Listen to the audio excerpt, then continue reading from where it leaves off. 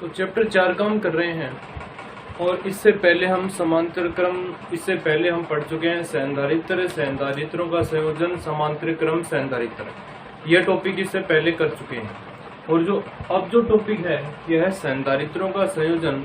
और इस टॉपिक से जो सबसे ज्यादा न्यूमेरिकल भी इस टॉपिक से पूछे जाते हैं और इस चैप्टर का सबसे इम्पोर्टेंट टॉपिक भी है।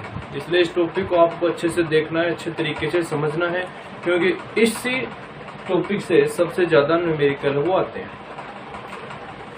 संधारित्रों का संयोजन देखना, अपने पास ये कोई दो संधारित्र हैं। एक संधारित्र ये है जिसकी धारिता है 2 माइक्रोफैरड। एक संधारित्र ये जिसकी धारिता है 2 माइक्रोफैरड और एक ये दूसरा संधारित्र है जिसकी धारिता भी कितनी है, 2 माइक्रोफैरड है।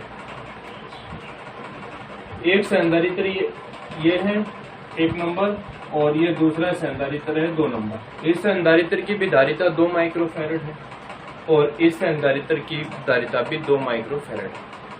और इसको परिपथ में संयोजित करना है और परिपथ में संयोजित करके हमें 1 माइक्रोफैरड संधारित्र की जो धारिता है उसकी हमें आवश्यकता है।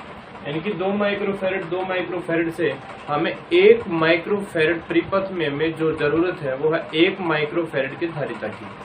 तो अब ये 2 माइक्रोफैरड 2 संधारित्र से हम ऐसा संधारित्र हमें बनाना है जिसकी धारिता क्या हो, 1 माइक्रोफैरड हो। तो हम जो प्रोसेस करेंगे वो अब यहाँ पर करेंगे। उसके 2 तरीके हैं। एक तो हम क्या कर सकते हैं कि उसको परिपथ में इस प्रकार से संयोजित करें कि दोनों संधारित्रों से कोई 1 माइक्रोफैरड का संधारित्र हमें प्राप्त हो जाए। और दूसरा तरीका है कि कोई हम 1 माइक्रोफैरड धारिता का संधारित्र कोई दूसरा लगा सकते हैं इसके अंदर, या फिर इन्हीं दोनों से हम कोई 1 माइक्रोफैरड का संधारित्र बना सकते हैं। तो हम किस प्रकार से वो कोशिश करेंगे कि ये 2 संधारित्र हैं 2 माइक्रोफैरड और हमें परिपथ में आवश्यकता है 1 माइक्रोफैरड के संधारित्र की। तो इससे हम 1 माइक्रोफैरड का संधारित्र किस प्रकार से बनाएंगे वो अब हमें यहाँ पर निकालना है। हमें चाहिए 1 माइक्रोफैरड का संधारित्र। तो उसके लिए जो सारी प्रोसेस होती है उसी को हम बोलते हैं संधारित्रों का संयोजन। यानी कि परिपथ में उपलब्ध धारिता से, यानी कि परिपथ में अपने पास 2 धारिताएं हैं, एक तो 2 माइक्रोफैरड 2 माइक्रोफैरड। परिपथ में उपलब्ध धारिता से इच्छित धारिता, यानी कि हमें क्या प्राप्त करना है, 1 माइक्रोफैरड प्राप्त करना है। प्राप्त करने के लिए संधारित्रों को क्या किया जाता है, संयोजन किया जाता है। यानी कि परिभाषा क्या है कि परिपथ में उपलब्ध धारिता से, हमारे पास में परिपथ में कितनी धारिता उपलब्ध है, दो धारिता उपलब्ध है, 2 माइक्रोफैरड ये भी 2 माइक्रोफैरड। परिपथ में उपलब्ध धारिता से इच्छित धारिता हमें क्या प्राप्त करना है, 1 माइक्रोफैरड धारिता प्राप्त करने के लिए हमें संधारित्रों को क्या करते हैं, संयोजित करते हैं। और जो संयोजन होता है संधारित्रों का वो मुख्यतः कितने प्रकार का होता है, 2 प्रकार का होता है। एक तो श्रेणी क्रम संयोजन, एक दूसरा है पार्श्व क्रम संयोजन या फिर समांतर क्रम संयोजन। तो अब हम पढ़ेंगे 1 नंबर संयोजन, श्रेणी क्रम संयोजन। यानी कि श्रेणी का मतलब क्या है कि एक के आगे एक जुड़ी हुई हो। श्रेणी का मतलब होता है कि एक के आगे इस प्रकार से आगे तक श्रेणियां जुड़ी हुई हो, उसको हम बोलते हैं श्रेणी क्रम संयोजन। यानी कि हम देखना ये 3 संधारित्र ले रहे हैं। एक संधारित्र ये, एक संधारित्र ये और एक संधारित्र ये।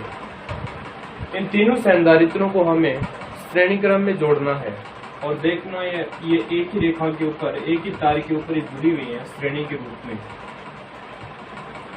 इस संधारित्र की जो धारिता है वो मान लेते हैं C1 है, इस संधारित्र की धारिता मान लेते हैं C2 और इस संधारित्र की धारिता मान लेते हैं C3 है। इसके ऊपर है plus minus plus minus plus और माइनस। इस प्रकार से तीनों के तीनों श्रेणी क्रम में संयोजित है और इन संयोजनों को हम बैटरी से जोड़ देते हैं। इन तीनों संयोजनों को हम बैटरी से जोड़ देते हैं और जिसका विभव क्या है जो बैटरी है उस बैटरी का वोल्टेज क्या है, V है। तो ये जो श्रेणी क्रम संयोजन है, श्रेणी क्रम संयोजन में आपको ये याद रखना है कि सारे के सारे जो संधारित्र हैं वो एक ही लाइन पे ऊपर यानी एक ही तार के ऊपर क्या होते हैं, जुड़े हुए होते हैं, यानी कि ये सारे के सारे एक तार के ऊपर जुड़े हुए हैं। तो यहाँ से विभव है ये जो V, वो इस पर भी जाएगा, इसके ऊपर भी जाएगा, इसके ऊपर भी जाएगा विभव, यानी कि इसके ऊपर भी आवेश है, इसके ऊपर भी आवेश आएगा और इसके ऊपर भी क्या आएगा, आवेश आएगा। जैसा कि ये तीनों एक ही रेखा के ऊपर स्थित है, इसलिए जो आवेश होगा वो क्या होगा, नियत होगा, यानी कि यहाँ पर प्लस क्यू, यहाँ पर minus Q, plus Q minus Q, plus Q और माइनस क्यू, यानी कि इसमें आवेश का मान क्या रहेगा, नियत रहेगा, क्योंकि ये एक तार के ऊपर जुड़े हुए हैं, ये एक तार के ऊपर जुड़े हुए तीनों के तीनों संधारित्र। अगर हम इसमें धारा प्रवाहित करेंगे तो ये धारा कंप्लीट तार के ऊपर प्रवाहित होगी, यानी कि आप इस प्रकार से भी इसको समझ सकते हो कि ये अपने पास कोई पाइप है,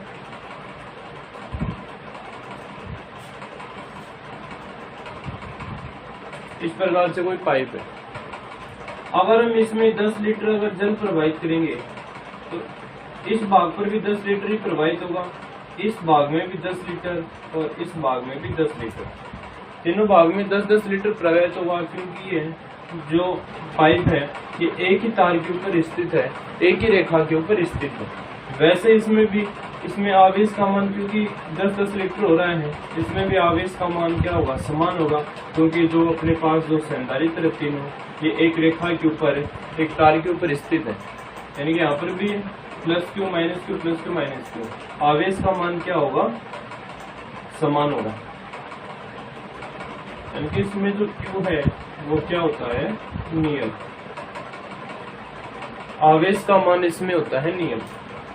अब बात करें इस विभव V की, विभव यानी इसको हम नाम देते हैं A और इसको हम नाम देते हैं B और इसको C और इसको D, यानी कि जो विभव V है ये V क्या होगा, इस तीनों का विभव होगा अलग अलग होगा, क्योंकि ये थोड़ी इसका इस बिंदु पर प्रेशर पानी का अलग होगा, इस बिंदु के ऊपर प्रेशर पानी का अलग होगा और तीसरे बिंदु पर पानी का प्रेशर तो अलग अलग होगा।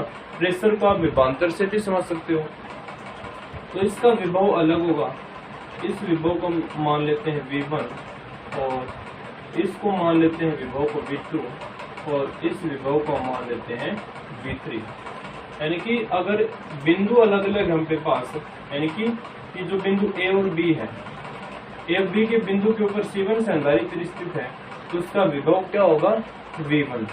दूसरा बिंदु है B और C, BC के जो मध्य संधारित्र वो C2 है तो उसका विभव होगा V2। तीसरा संधारित्र अपने पास C और D के मध्य स्थित है C3 और इसका विभव क्या होगा, V3। यानी कि अगर अपने पास बिंदु अलग अलग हैं तो विभव का मान भी क्या होगा, अलग अलग होगा, यानी कि अलग अलग बिंदुओं के ऊपर ये संधारित्र स्थित है। अगर एक ही बिंदु के ऊपर स्थित होते तो विभव का मान भी अलग सेम होता, लेकिन ये तीनों अलग अलग बिंदुओं के ऊपर स्थित है इसलिए विभव का मान क्या होगा, अलग अलग होगा, यानी कि इसमें विभवांतर है, विभवांतर वो क्या है, नियत नहीं रहेगा। तो आपको ये याद रखना है कि जो विभव V होगा वो किसके बराबर में होगा, V1 plus V2 plus V3 के बराबर में होगा। ये है अपने पास एक श्रेणी क्रम संयोजन का परिपथ। अब इससे हम अगर तुल्य परिपथ बनाएं, तुल्य परिपथ, ये जो श्रेणीक्रम संयोजन में दिया हुआ है इससे हम तुल्य परिपथ बनाए, यानी कि इन सभी संधारित्रों को जोड़कर कोई एक परिपथ बनाए तो वो किस प्रकार से बनेगा देखना।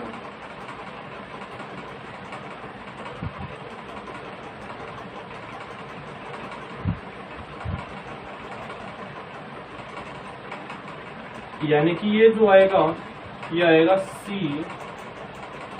तुल्य और C तुल्य बराबर क्या होगा, C1 plus C2 plus C3 और यहाँ पर विभव क्या आएगा, V और V बराबर क्या हो जाएगा, V1 plus V2 plus V3। ये जो विभव है यानी कि यहाँ से लेके ये बिंदु है A और ये बिंदु कितना है D। यानी कि ए और डी को तीनों को जोड़कर हम इस प्रकार से एक तुल्य परिपथ भी इसका बना सकते हैं ए और डी, और ए और डी के बीच में विभव होगा V, जो क्या होगा V1 plus V2 plus V3 के बराबर। तो इसको बोलते हैं तुल्य परिपथ। यानी कि इस परिपथ को हमने क्या बना लिया है, ये जो C1 C2 C3 है इसको हम लिख सकते हैं C तुल्य, और जो विभव है V1 plus V2 plus V3 इसको हम लिख सकते हैं V, क्योंकि यही विभव तो जाएगा, ये विभव तो तीनों संधारित्रों में जाएगा V1 plus V2 plus V3, ये विभव तीनों संधारित्रों में अलग अलग बढ़ जाएगा। ये तो हो जाएगा V1, ये हो जाएगा V2 और ये हो जाएगा V3। तो ये अपना श्रेणी क्रम संयोजन है। इसके आप परिभाषा भी देख सकते हो कि ये देखना प्रथम संधारित्र है, ये प्रथम संधारित्र है। तो प्रथम संधारित्र का दूसरा सिरा, प्रथम संधारित्र का ये जो दूसरा सिरा है ये दूसरे संधारित्र के प्रथम सिरे से जुड़ा हुआ है, और जो तीसरे संधारित्र का प्रथम सिरा है वो दूसरे संधारित्र के दूसरे सिरे से जुड़ा हुआ है। तो ये यहाँ पर लिखिए, यदि संधारित्रों को इस प्रकार जोड़ा जाए कि प्रथम संधारित्र की दूसरी प्लेट, ये प्रथम संधारित्र है, इसकी दूसरी प्लेट द्वितीय संधारित्र की पहली प्लेट से, ये दूसरे संधारित्र की पहली प्लेट ये रही, पहली प्लेट से, तथा द्वितीय संधारित्र की दूसरी प्लेट, दूसरे संधारित्र की दूसरी प्लेट तृतीय संधारित्र की पहली से जुड़ी हो, तीसरे संधारित्र की पहली से जुड़ी हो, तथा आगे भी यही क्रम रहे, तो यह संयोजन कौन सा संयोजन कहलाता है, श्रेणी क्रम संयोजन कहलाता है। तो आप इसमें देख सकते हो यह संधारित्र है C1, यह C2, यह C3। इस संधारित्र जो प्रथम संधारित्र का जो दूसरा सिरा है वो दूसरे संधारित्र के प्रथम सिरे से जुड़ा हुआ है, और तीसरे संधारित्र का प्रथम सिरा वो दूसरे संधारित्र की दूसरी प्लेट से जुड़ा हुआ है। तो इस प्रकार से जो आगे तक जो क्रम चलता रहेगा उस क्रम को हम बोलेंगे श्रेणी क्रम संयोजन। ठीक है, तो इस प्रकार से हम ये C1 है, ये C2 है, C3 है, इसमें आवेश का मान अलग अलग रहेगा, क्योंकि ये जो संधारित्र हैं हम इसको इस प्रकार से समझ सकते हैं, ये तीनों संधारित्र, एक संधारित्र यहाँ पर है, एक संधारित्र यहाँ पर है और एक संधारित्र यहाँ पर है। एक तार के ऊपर तीनों संधारित्र उपस्थित हैं। अगर इस तार में हम यहाँ पर आवेश प्रवाहित करेंगे, यहाँ पर अगर हम विद्युत धारा प्रवाहित करेंगे तो ये धारा यहाँ से होकर कंप्लीट संधारित्र यानी कि कंप्लीट चालक तार के ऊपर से प्रवाहित होगी। उसी प्रकार से ये है कि ये इस प्रकार से है, तीनों संधारित्र इस रेखा के ऊपर जुड़े हुए हैं। अगर हम यहाँ पर धारा प्रवाहित करेंगे तो ये धारा कंप्लीट तार के ऊपर प्रवाहित होगी, यानी कि आवेश क्या होगा, नियत होगा। इसके ऊपर भी आवेश Q होगा, इसके ऊपर भी Q, इसके ऊपर भी Q, यानी कि इसमें आवेश का मान क्या होता है, नियत होता है। जबकि विभवांतर का मान है वो इसके बिंदुओं पर निर्भर करता है।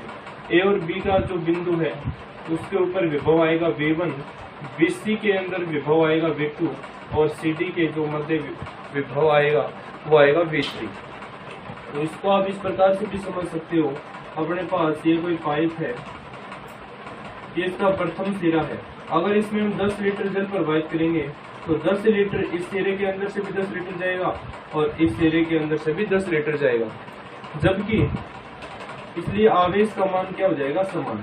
जबकि आप विभवांतर की तुलना आप इसके जो जल के प्रेशर से कर सकते हो, क्योंकि इसका इस जगह पर प्रेशर जल का अधिक होगा, इस पर प्रेशर क्या होगा, थोड़ा और कम होगा, और इस पर क्या हो जाएगा, और कम हो जाएगा। यानी कि तीनों जगह प्रेशर तो अलग अलग होगा, लेकिन जल तो तीनों जगह पर 10 लीटर ही होगा। इसलिए इसकी तुलना आप इस एग्जाम्पल से भी कर सकते हो, यानी कि इस पर विभव आएगा V1, इस पर V2 और इस पर V3। आप इसके तुल्य परिपथ हम इस प्रकार से भी बना सकते हैं कि C तुल्य का मतलब क्या होगा कि C1 plus C2 plus C3, और इस विभव V है, ये V किस, ये V है, ये जो यहाँ पर V दिया हुआ है ये कितने भागों में बट रहा है, V1 plus V2 plus V3। तो V इक्वल टू हम लिख सकते हैं V1 plus V2 plus V3। अब आगे की कैलकुलेशन हम यहाँ पर करते हैं, तो पहले आप फटाफट से इसका स्क्रीनशॉट है वो ले लेंगे।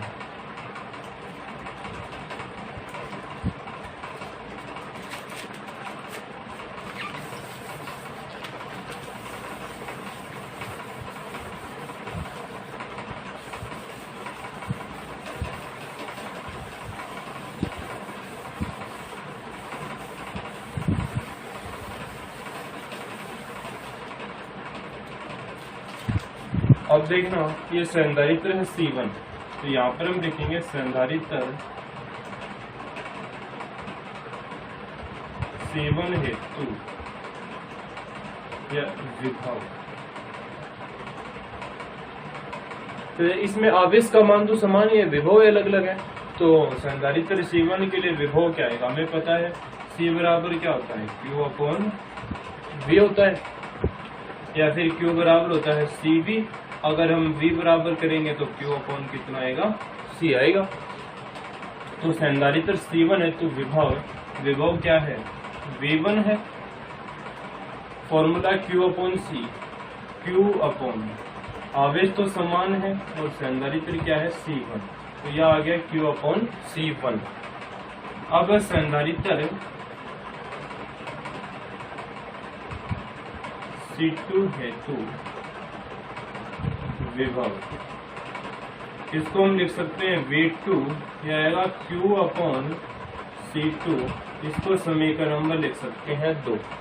अब संधारित्र C3 या फिर संधारित्र जिसकी धारिता है C3, संधारित्र C3 हेतु विभव, ये विभव क्या आ जाएगा, V3 equal to Q upon C3, इसको समीकरण नंबर लिख देते हैं हम 3। अब ये तुल्य परिपथ है, इसके लिए भी विभव निकाल सकते हैं। तुल्य परिपथ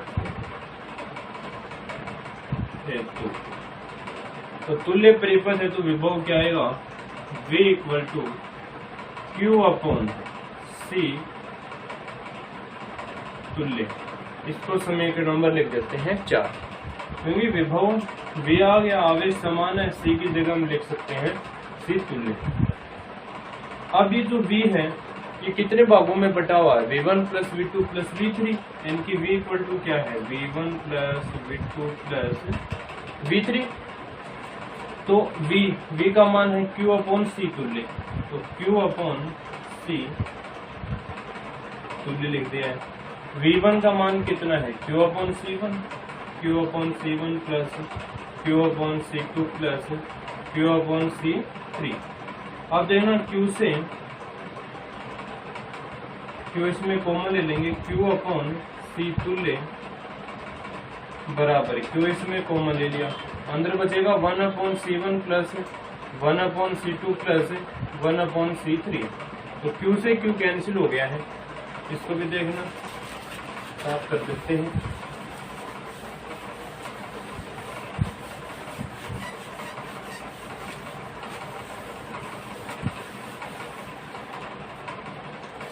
ये अपने पास क्या बचा है, 1 अपॉन C तुल्य बराबर 1 upon C1 plus 1 upon C2 plus 1 upon C3। तो जो श्रेणी क्रम संयोजन के लिए जो तुल्य धारिता आएगी वो आएगी 1 अपॉन C तुल्य बराबर है 1 upon C1 plus 1 upon C2 plus 1 upon C3। यह श्रेणी क्रम के लिए है तुल्य धारिता, श्रेणी क्रम के लिए। इस प्रकार से हम श्रेणी क्रम संयोजन को अच्छे से समझ सकते हैं, और इसके लिए जो तुल्य धारिता आएगी वो आएगी 1/C1 plus 1/C2 plus 1/C3। तो देखना इजी टॉपिक था, इसको एक बार और फटाफट से करते हैं, फिर हम एक के 1-2 पॉइंट करेंगे और फिर हम इसको ये भी खत्म करते हैं। तो देखना श्रेणी क्रम संयोजन में क्या था कि हमारे पास में ये कोई 3 संधारित्र थे, ये देख सकते हो आप श्रेणी क्रम में जुड़े हुए हैं। श्रेणी का मतलब क्या होता है कि एक के आगे एक जुड़ा हुआ हो, उसको हम बोलते हैं श्रेणी क्रम संयोजन। यानी कि ये जो तीनों संधारित्र हैं ये एक तार के ऊपर ही जुड़े हुए हैं, तो इसलिए इसमें आवेश का मान क्या होगा, समान होगा। अगर धारा इसमें प्रवाहित करेंगे, धारा इसमें क्यों प्रवाहित करेंगे, तो इस पर सभी में क्यों ही प्रवाहित होगा, आवेश का मान इसमें होता है समान। इस प्रकार से 3 संधारित्र श्रेणी क्रम में हमने जोड़ दिए हैं। इसको हमने लिखा C1, इसको C2, इसको लिख दिया संधारित्र C3। इस पर आवेश होगा plus Q minus Q plus Q minus Q plus Q minus Q। अब इसको हमने जोड़ दिया है बैटरी से, इसका वोल्टेज क्या है, V है। और ये जो विभवांतर है ये बिंदुओं के ऊपर निर्भर करता है, यानी कि ए और बी के बीच में जो संधारित्र है वो C1, इसलिए इसका विभव होगा V1। बी और सी के बीच में संधारित्र C2, इसलिए इसका विभव होगा V2 और इसका विभव होगा V3। विभव तो क्या होता है, वो होता है अलग अलग, जबकि Q क्या होता है, इसमें होता है नियत। अब इस संधारित्र से हम तुल्य परिपथ अगर हम बनाएं तो इसका तुल्य परिपथ इस प्रकार से बनेगा, ये हो जाएगा C तुल्य, यहाँ पर प्लस माइनस ये हो जाएगा V। V का मतलब क्या है कि V इक्वल टू है यहाँ पर V1 plus V2 plus V3, इसका तुल्य परिपथ है। अब देखना श्रेणी क्रम संयोजन के लिए हमें एक तुल्य धारिता का हमें फॉर्मूला निकालना है। उसके लिए हम क्या करेंगे कि पहला संधारित्र है अपने पास पहला संधारित्र ये दिया हुआ है जिसकी धारिता कितनी है C1, तो संधारित्र C1 हेतु संधारित्र दिया हुआ है इसकी धारिता C1, तो संधारित्र C1 हेतु विभव क्या आएगा, क्योंकि इसमें विभव अलग अलग है। तो V इक्वल टू अपने पास हमें पता है Q बराबर होता है CV, V इक्वल टू हम करेंगे तो Q अपॉन C, यह फॉर्मूला हमने धारिता में पढ़ा था। तो V1 इक्वल टू आ गया Q अपॉन C1, इसको समीकरण नंबर 1। इसी प्रकार संधारित्र C2 हेतु विभव V2 equal to Q upon C2 और इसी प्रकार V3 equal to Q upon C3।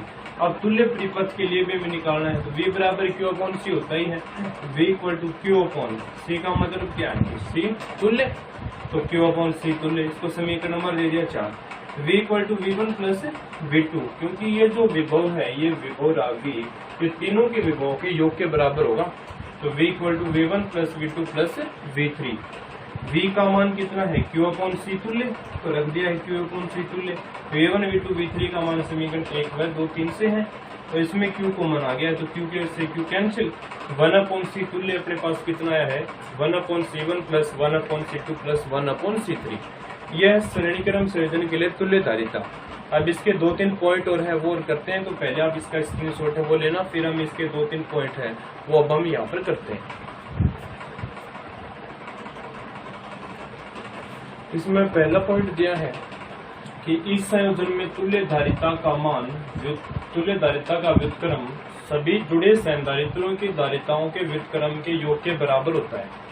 यानी कि तुल्य धारिता है C तुल्य, इसका व्युत्क्रम यानी कि 1 अपॉन C तुल्य व्युत्क्रम सभी जुड़े संधारित्रों की धारिताओं के व्युत्क्रम के योग के बराबर होता है। यानी कि इसमें 3 संधारित्र हमने जोड़े थे, C2 प्लस 1 अपॉन C3, इसके योग के बराबर होता है। ये बात हमने यहाँ पर प्रूव भी की थी, 1 अपॉन C तुल्य equal to 1 upon C1 plus 1 upon C2 plus 1 upon C3। यही बात यहाँ पर देखिए कि संयोजन में तुल्य धारिता का व्युत्क्रम सभी जुड़े संधारित्रों की धारिताओं के व्युत्क्रम के योग के बराबर होता है। यानी 1 अपॉन C तुल्य equal to 1 upon C1 plus 1 upon C2 plus 1 upon C3। अगर सभी संधारित्रों में आवेश का मान क्या होता है नियत, ये बात हमने अभी भी थोड़ी देर पहले की है, Q है वो क्या होता है इसमें नियत। अब है ना C बराबर होता है अपने पास Q अपॉन V, तो Q तो क्या है नियत है, तो क्यों नियत है तो हम इसको लिख सकते हैं C व्युत्क्रमानुपाती, यानी कि V है वो किसके व्युत्क्रमानुपाती है C के, यानी कि C व्युत्क्रमानुपाती आ गया V के, यानी कि विभव का मान जितना कम होगा धारिता का मान उतना ही बढ़ेगा। यानी कि Q नियत है तो हम लिख सकते हैं C बराबर Q अपॉन V होता है, Q नियत है तो C व्युत्क्रमानुपाती V के, या फिर C समानुपाती 1 अपॉन V या C व्युत्क्रमानुपाती इसके है V के। अब इसमें तीसरा पॉइंट दिया हुआ है कि तुल्य धारिता जुड़े हुए संधारित्रों में सबसे कम धारिता से भी छोटी होती है। यानी कि अपने पास 2 धारिता हम ले लेते हैं, तो C1 मान लेते हैं अपने पास 2 माइक्रोफैरड है और एक C2 मान लेते हैं 2 माइक्रोफैरड। C1 2 माइक्रोफैरड, C2 है भी 2 माइक्रोफैरड। तो अपने पास जो तुल्य धारिता आएगी इसकी तुल्य धारिता वो कितनी आएगी 1 अपॉन C तुल्य 1 upon C1 plus 1 upon C2, क्योंकि यहाँ पर 2 ही संधारित्र जुड़े हुए हैं, तो 1 अपॉन C तुल्य इक्वल टू 1 अपॉन C1 का मान यहाँ पर है 2 प्लस C2 का मान भी कितना है 2। तो 1/C तुल्य इक्वल टू हम करेंगे लघुत्तम कितना आ गया है इसका 2, ऊपर बचेगा 1 प्लस 1। तो 1/C तुल्य इक्वल टू 2/2 यानी कि कितना 1। C तुल्य है वो कितना आ गया 1 आ गया है। ये बात यहाँ पर थी कि तुल्य धारिता जुड़े हुए संधारित्रों में सबसे कम धारिता से भी छोटी होती है। यहाँ पर 2 माइक्रोफैरड था, 2 माइक्रोफैरड, और तुल्य धारिता कितनी आई है अपने पास 1 माइक्रोफैरड आई है। और ये स्टार्टिंग में हमने ये एग्जांपल लिया था कि हमारे पास में 2 माइक्रोफैरड और 2 माइक्रोफैरड के 2 संधारित्र थे, और उससे हमें 1 माइक्रोफैरड का संधारित्र हमें बनाना था। तो किस प्रकार से हमने बनाया है श्रेणी क्रम, इन दोनों संधारित्रों को हमने श्रेणी क्रम में संयोजित कर दिया है। तो इन दोनों से अपने पास 1 माइक्रोफैरड संधारित्र की धारिता वाला संधारित्र वो आ जाता है। और देखना यहाँ पर 2 माइक्रोफैरड 2 माइक्रोफैरड, जो तुल्य धारिता आएगी वो हमेशा 2 से क्या आएगी कम आएगी। देखना इसके लिए एक एग्जाम्पल हम और करते हैं किस प्रकार से कम आती है।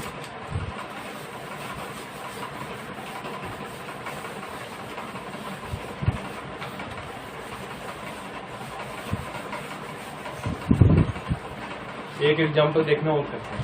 अपने पास 1 माइक्रोफैरड का संधारित्र है, दूसरा है 2 माइक्रोफैरड का, और तीसरा मान लेते हैं 3 माइक्रोफैरड का है। हमें तुल्य धारिता निकालनी है। तो तुल्य धारिता होती है C तुल्य equal to 1/C1 plus 1/C2 plus 1/C3। तो 1/C तुल्य इक्वल टू 1/C1 का मान कितना है 1, C2 का मान है 2 और C3 का मान है 3। तो 1/C तुल्य इक्वल टू इसका लघुत्तम आ गया है 6। ऊपर कितना बचेगा 6, 2 3 6 3, 3 दूनी 6। तो 1/C तुल्य इक्वल टू 6 और 3 9, 9 और 2 11/6। या फिर हम C तुल्य इक्वल टू हम करेंगे तो हमारे पास में आएगा 6/11। तो C तुल्य इक्वल टू कितना आएगा 0.5 और 5। C तुल्य इक्वल टू कितना आएगा 11 66 55 और 11, क्योंकि 0.56 के लगभग में आ जाएगा। तो आगे देखना हम इसको किस प्रकार से करेंगे। अब देखना, आप देख सकते हो कि ये C1 कितना है 1 माइक्रोफैरड, और ये तुल्य कितना है 0.54। 1 से कितना आएगा कम ही आएगा। ये देख सकते हो यहाँ पर 2 माइक्रोफैरड, C तुल्य कितना है 0.54। ये बात इसमें लिखी है कि तुल्य धारिता जुड़े हुए संधारित्रों में सबसे कम धारिता से भी छोटी होती है। कि C तुल्य कितना है 0.54, और सबसे छोटी जो सबसे कम धारिता का संधारित्र है वो 1 माइक्रोफैरड है। तो संधारित्र की धारिता आएगी तुल्य, वो जो दिए हुए संधारित्र की धारिता जो भी सबसे कम होगी उससे भी कम आएगी, यानी कि 1 माइक्रोफैरड से भी क्या आती है कम आती है 0.54। इसमें आप भाग दोगे तो 0.5 नहीं आएगा, 0.54 है वो आता है। अगर इसी प्रकार से अपने पास कोई बहुत सारे संधारित्र जुड़े हुए हैं तो अपने पास C तुल्य का मान हो कितना आएगा 1/C1 plus 1/C2 plus 1/C3 और 1/Cn। यानी कि बहुत सारे संधारित्र अगर श्रेणी क्रम में जुड़े हुए हैं तो तुल्य धारिता हम इस प्रकार से निकाल सकते हैं 1/C तुल्य equal to 1/C1 plus 1/C2 plus 1/C3 और डॉट डॉट 1/Cn। तो ये 3 पॉइंट है इसमें। इस संयोजन में तुल्य धारिता का व्युत्क्रम सभी जुड़े संधारित्रों की धारिताओं के व्युत्क्रम के योग के बराबर होता है। तो 1/C तुल्य equal to 1/C1 plus 1/C2 plus 1/C3। और इस संधारित्र में आवेश का मान है वो नियत होता है, तो Q बराबर नियत और C बराबर होता है Q/V। Q आ गया नियत, तो हम इसको लिख सकते हैं C व्युत्क्रमानुपाती 1/V। यानी कि विभव का मान कम होगा तो धारिता का मान बढ़ेगा। तुल्य धारिता जुड़े हुए संधारित्रों में सबसे कम धारिता से भी छोटी होती है, यानी कि ये बात हमने यहाँ पर प्रूव भी कर लिया कि तुल्य धारिता ये 0.4 और इसमें सबसे कम धारिता है 1 माइक्रोफैरड। तो तुल्य धारिता आएगी वो सबसे कम धारिता से भी छोटी आएगी। तो ये अपना टॉपिक था श्रेणी क्रम संयोजन।